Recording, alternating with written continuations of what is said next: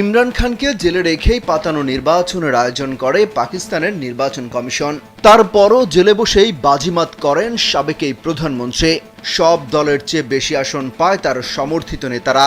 এমন কোনো জুলুম নাই যা করা হয়নি ইমরান খানের দল নিয়ে। রীতিমতো রাজনীতি থেকে নিষিদ্ধ করা হয় তার দল পিটিআইকে। নির্বাচনের কয়েক মাস পর এবার অর্থ কেলেঙ্কারি মামলায় জামিন পেলেন ইমরান খান। বুধবার ইসলামাবাদ হাইকোর্ট তাকে জামিন দেয়। ইসলামাবাদ হাইকোর্টের প্রধান বিচারপতি আমির ফারুক ও বিচারপতি তারিক মেহমুদ জাহাঙ্গীর এই রায় দেন।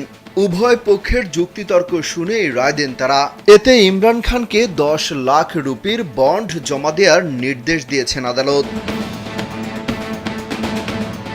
ওয়ালটন ফ্রিজ কিনে অনেকের মতো আপনিও হয়ে যেতে পারেন মিলেনিয়াল। সেরা পণ্যের সেরা অফার। ইমরানের দলীয় আইনজীবী জামিনের বিষয়টি নিশ্চিত করেছেন, তবে তিনি জানিয়েছেন ইমরান খান এখনই জেল থেকে মুক্তি পাচ্ছেন না, কারণ রাষ্ট্রীয় গোপন নথি ফাঁস এবং বিয়ে সংক্রান্ত অন্য একটি মামলায় তিনি কারাদণ্ড ভোগ করছেন। গত বছরের ডিসেম্বরে এনএবি ইমরান খান ও তার স্ত্রী বুশরা বিবি ও অন্যদের বিরুদ্ধে 19 কোটি পাউন্ডের এনসিএ রেফারেন্স দাখিল করে। 2022 সালের এপ্রিলে বিরোধীদের অনাস্থা প্রস্তাবের মাধ্যমে ক্ষমতাচ্যুত হন প্রধানমন্ত্রী ইমরান খান। প্রধানমন্ত্রীর পদ থেকে অপসারণের পর থেকে দুর্নীতি থেকে শুরু করে সন্ত্রাসবাদদের বেশ কয়েকটি অভিযোগের মুখোমুখি হচ্ছেন তিনি।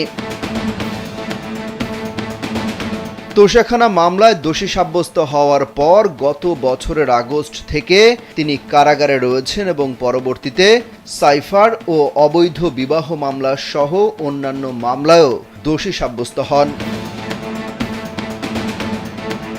সম্প্রতি দেশটির জাতীয় নির্বাচনে 96 আসনে জয় পায় ইমরান খানের সমর্থিত স্বতন্ত্র প্রার্থীরা।